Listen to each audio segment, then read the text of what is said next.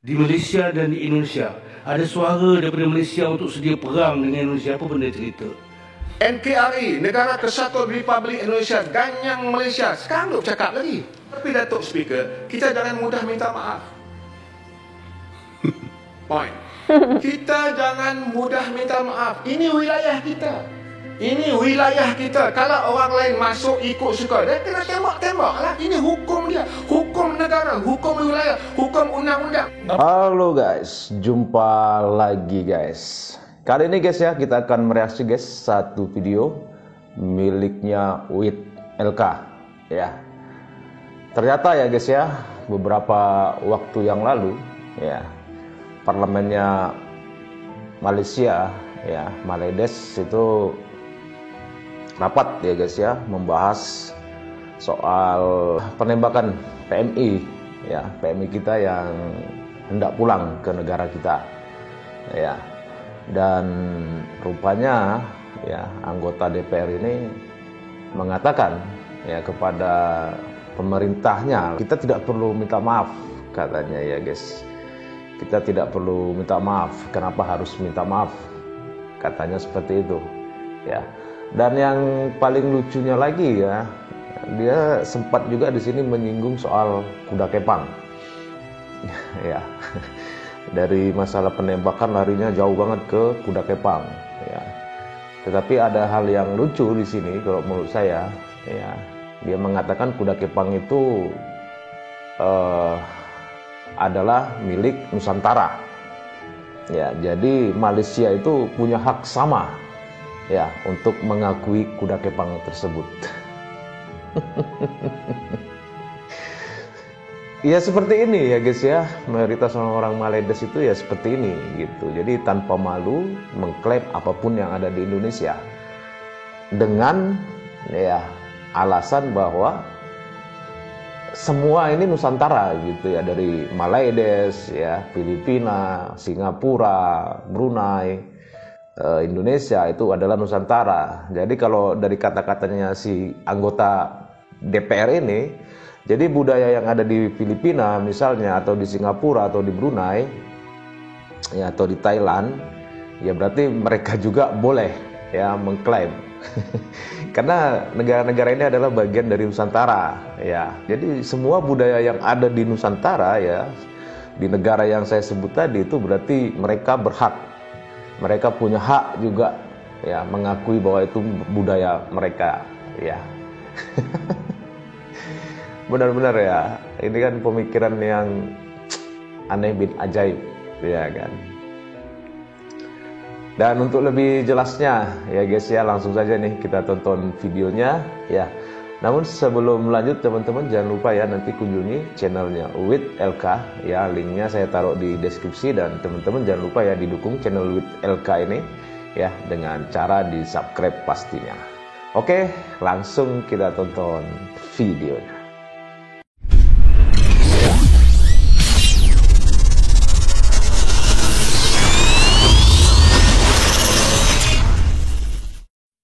Salam jumpa kembali di channel WIT LK.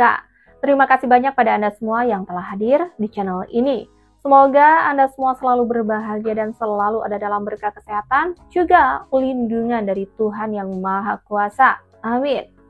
Akhir-akhir ini, isu-isu perang antara Malaysia dan Indonesia sampai dibahas di parlemennya Malaysia terkait memanasnya penembakan 5 WNI di Tanjung Ru, dan bersikukuhnya pemerintahan Malaysia mengklaim Blok Ambalat tak ada kompromi. Namun DPR mereka menyalahkan pihak Indonesia lah yang menjadi provokator semua ini katanya, tanpa mengkoreksi kesalahan warganya sendiri ya. Jelas-jelas masyarakat Indonesia kebanyakan menanggapi hinaan dari pihak warga Malaysia. Namun yang sangat disayangkan, yang dilontarkan di parlemen Malaysia, kita tidak perlu minta maaf terhadap Indonesia. Jika ada orang yang masuk wilayah Malaysia, tembak saja katanya, sesuai hukum undang-undang. Padahal akhir-akhir ini banyak pencuri ikan dari Malaysia di Laut Indonesia, namun saat mereka mau ditangkap oleh aparat kita, mereka malah kabur ya. Tapi TNI AL tidak langsung menembaknya, hanya memberikan tembakan peringatan berkali-kali. Mari kita simak video selengkapnya. Di Malaysia dan di Indonesia, ada suara daripada Malaysia untuk sedia perang dengan Indonesia. Apa benda cerita? NKRI, Negara Kesatuan Republik Indonesia, ganyang Malaysia. Sekarang duk cakap lagi. Tapi Datuk Speaker, kita jangan mudah minta maaf. Point. Kita jangan mudah minta maaf. Ini wilayah kita. Ini wilayah kita. Kalau orang lain masuk ikut suka, dia kena tembak-tembak lah. Ini hukum dia. Hukum negara, hukum wilayah, hukum undang-undang. Kenapa kita tidak boleh bahas isu hambalat ini dengan baik? Kalau Indonesia pun ada prosedur yang sama, kenapa kita tidak boleh? Saya yakin ahli-ahli Parlimen Sabah bersetuju dengan saya pada hari ini. Mesti kita boleh buat benda itu. Akhirnya, inilah peluang kepada Malaysia menunjukkan sikap kita yang tegas, mempertahankan wilayah kita, mempertahankan ekonomi negara kita. Bolehlah, kalau nak tanya tidak salah. Saya tertarik sebelum pindah kepada perpaduan. Ialah isu tadi masalah wilayah ASEAN kita ni. Cuma kedengaran sangat sekarang ni apabila ada suara-suara provokasi yang sangat tidak bagus antara Malaysia dengan Indonesia, dan kesannya di Malaysia dan di Indonesia ada suara daripada Malaysia untuk sedia perang dengan Indonesia. Apa benda cerita? Silakan dicari awal mulanya ya. Dan kemudian direspon oleh orang Indonesia. Bentar guys, yang memulai itu siapa? Ya kan?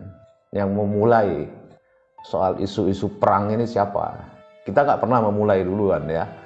Tapi ada tuh seorang kakek-kakek ya asal Maledes ya. Yang membawa-bawa Inggris bahkan ya kan, sampai dia mengatakan bahwa jangan heran ya jika nanti di Malaysia sana akan ada banyak nuklir ya yang dihadapkan ke negara kita ya. Bahkan si kakek ini mengatakan Indonesia bakal musnah ya. Jadi kita tidak pernah memulai ya. Kalau kita banyak yang protes soal penembakan yang dilakukan oleh aparatnya Maledes ini kepada WNI kita ya, itu hal yang wajar gitu. Itu hal yang wajar ya, normal saja sebenarnya ya. Tetapi mereka orang-orang Maledes ini ya mungkin karena merasa hebat, merasa istimewa ya, nggak mau disalahkan ya guys ya. Inilah mereka ya. Jadi kita dengar dulu nih lagi nih guys ya, apa yang dibilang si anggota DPR ini ya. Sekarang bila isu sekatan terhadap pekerja-pekerja Indonesia lagi timbul ketajaman, apa pandangan Datuk tentang perkara ini? Sebab ini juga merupakan cetusan yang sangat tidak baik dalam suasana politik dan juga dunia yang berada dalam agak sangat porak-poranda ini. Minta komen yang berhormat Datuk. Saya setuju Yang Berhormat Senator, tapi kalau bolehlah Allah takdirkan saya jadi menteri luar, so saya jawab lagi detail lah tu. Mudah-mudahan ya. Datuk Speaker, memang benar saya pun tengok dalam TikTok menakutkan. Tetapi kita jangan terpengaruh dengan provokator ini. Kalau di Indonesia provokator ini sangat luar biasa. Kalau di Indonesia provokator ini sangat luar biasa. Kerja apa dekat Indonesia? Duit kamu murah. Duit kamu murah, tahu tak? Datuk Speaker pun tahu bagaimana provokator yang boleh tak mau sebut orang marah, yang boleh diupah untuk memperhangatkan isu dan sebagainya. Kalau saya tengok dalam TikTok, seolah-olah kita nak berperang esok. NKRI, Negara Kesatuan Republik Indonesia, ganyang Malaysia. Sekarang duk cakap lagi. Kita ini bangsa Nusantara. Bangsa Nusantara ini yang disebut oleh Profesor Hamka ada 5 negeri, 5 negara. Okey, saya tak mau cerita 3 negara, saya sebut 2 negara dia, Malaysia dan Indonesia. Kalau dulu, the best kita sering dibaling dengan telur busuk. Kenapa? Satu apa ya? Kuda kepang. Kuda kepang ni orang Johor main. Orang Johor, orang Riau, orang Makassar, orang Bugis. Itu memang permainan kita itu permainan Nusantara. Tetapi kalau orang Johor klaim kata, orang Melayu kata ini kita punya. sana marah. Orang sana marah, automatik dia marah. Kena sebut. Jadi kita pun kena bijaksana. Mereka, kerana Datuk Speaker, orang sana sentiasa merasakan mereka abang kepada kita. Mereka bukan tak sayang kita, tetapi mereka kata abang. So, you kena hati-hati. Jadi kita tak boleh kata kuda kepang itu berasal daripada Johor. Kita kena sebut kuda kepang itu berasalnya daripada Nusantara. 30-40 menyeberang masuk ke Riau, ke Johor. Akhirnya kita bermain kuda kepang itu. Kuda kepang itulah hak bersama, hak Nusantara. Gimana guys, menurut kalian guys, kuda kepang hak bersama, hak Nusantara? Kalau kita bicara Nusantara, Nusantara itu perkataan dari kita, ya. Jadi sebenarnya kalau mereka ini, ya, selain bangsa kita Indonesia itu tidak boleh mengklaim Nusantara ini. Jelas-jelas Nusantara itu berasal dari kita, ya. Dan lihat dengan PD-nya, ya dia sedikit memutarbalikkan lah ya. Jangan sampai kita mengatakan kuda kepang itu asal Johor, jangan katanya. Tapi katakan itu berasal dari Nusantara. Ini gimana coba ini? Ya, orang-orang seperti ini nggak ada rasa malunya gitu. Iya kan? Ya disebut lah, dari mana asalnya itu di mana, sebut. Kalau kita di Indonesia, provinsi mana asal kuda kepang itu kita sebut. Iya kan? Ini sudah beda negara, mengklaim ini semua punya Nusantara gitu. Dan tidak mau menyebut ini berasal dari mana. Nah, ini kan orang-orang yang munafik. Ya. Ya ini selalu seperti ini alasannya. Mereka itu makanya gampang mengklaim apapun yang ada di Indonesia. Seperti yang saya bilang awal tadi, mereka akan juga dengan mudahnya mengklaim budaya-budaya yang ada di Singapura misalnya, yang ada di Brunei, ya di Thailand, di Filipina. Nah, mereka ini akan senang hati, ya dengan sukacita, dengan tanpa beban, tanpa rasa bersalah, siap mengklaim budaya-budaya dari negara-negara ini. Ini orang-orang ini dengan konsep alam Melayunya itu tadi, mahawangsanya. Dan satu lagi jurus ampuh mereka itu apa? Serumpun. Nah ini, makanya berhentilah kita mengatakan serumpun dengan mereka ini. Gak ada gunanya, kita yang rugi. Iya kan? Itu selesai masalah. Kalau kata-kata itu kita punya, mereka akan marah. Maka provokator dia membaling terol kepada dubes kita di Indonesia. Jadi jangan percaya, jangan tomah benda-benda itu. Saya yakin kepimpinan kita di bawah Yang Amat Berhormat PMX dan juga Prabowo Subianto, Gibran Rakabuming Raka sentiasa memerhatikan benda ini. Walaupun ada kebencian-kebencian itu yang diatur bagi membenci kita. Tetapi Datuk Speaker, kita jangan mudah minta maaf. Jangan minta maaf guys. Kita jangan mudah minta maaf. Ini wilayah kita. Ini wilayah kita. Kalau orang lain masuk ikut suka, dia kena tembak-tembak lah. Ini hukum dia. Hukum negara, hukum wilayah, hukum undang-undang. Kenapa kita nak minta maaf? Bila kita minta maaf, akhirnya penguat kuasa kita susah untuk menjalankan tugas kepada negara. Hukum undang-undangnya seperti itu kah? Ini perlu dicari tahu ya. Serta memberikan cadangan dan saranan bernas berkaitan isu-isu di bawah bidang kuasa kementerian ini. Macam. Ya, sebelum mengakhiri itu Syarwan, saya mohon pertimbangan daripada Yang Berhormat Menteri untuk mengambil amalan terdahulu ketika mana kita beratifikasikan perjanjian Trans-Pacific Partnership Agreement TPPA pada 2016. Kita bentang dan bahas 2 hari dalam Dewan ini. Kenapa kita tidak boleh bahas isu hambalat ini dengan baik? Kalau Indonesia pun ada prosedur yang sama, kenapa kita tidak boleh? Saya yakin ahli-ahli Parlimen Sabah bersetuju dengan saya pada hari ini. Mesti kita boleh buat benda itu. Ya? Kita tak tahu. Dalam CNBC Indonesia kata Menteri Tenaga nak buat rundingan dengan kita untuk eksplorasi. Dah nak buat kerja dah.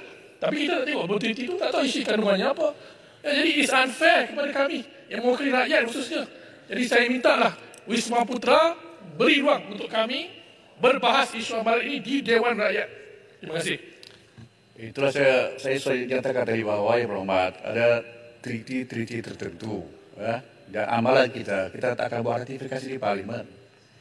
Tetapi ada beberapa dokumen yang mungkin kita boleh bincangkan, tapi bukan dalam forum Dewan Terbuka.